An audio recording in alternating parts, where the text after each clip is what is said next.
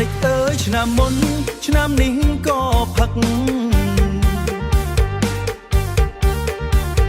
ជួបមិត្តភក្តិអង្គុយជុំគ្នាសើចសប្បាយមិនដែលខានទេចាក់កៅមួយហើយបន្តទៀតមិនដឹងថាចប់ពេលណា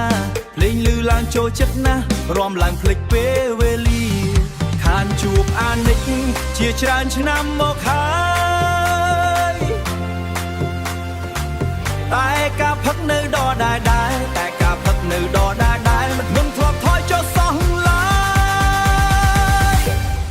អានិចអើយផឹកពីមួយឆ្នាំទៅមួយឆ្នាំ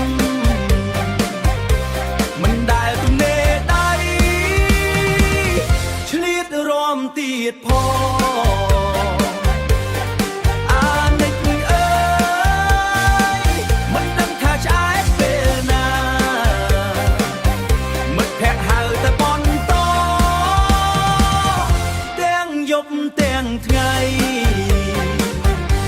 ពេលបន់ធំមកដល់ចិត្តខ្ញុំរីករាយខ្លាំងចូលរួមជុំគ្នាផឹកលេងច្រៀងរាំគ្នាព្រួយបារម្ភខ្លាំងថាឲ្យឈប់បន្តិចតែចិត្តវាមិនចង់ស្ដាប់សើចលេងជាមួយមិត្តភក្តិក្តិនធ្វើឲ្យភ្លេចអស់ទុកទ្រាំអានិចអើយផឹកពីមួយឆ្នាំទៅមួយឆ្នាំខ្លាំងថាឲ្យឈប់បណ្ដៃឆ្លៀតរំទៀតផងអានិចអើយមិនដឹងថាឆ្អែតពេលណាលេងទាំងត្រឹមលឺឡើងរាំរហូតដល់ភ្លឺ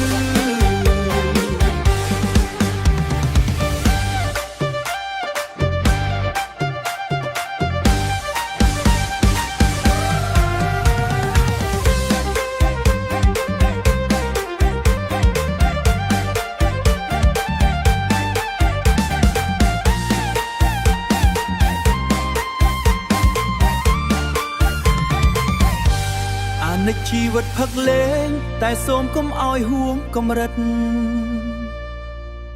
សប្បាយបានតែសុខភាពក៏សំខាន់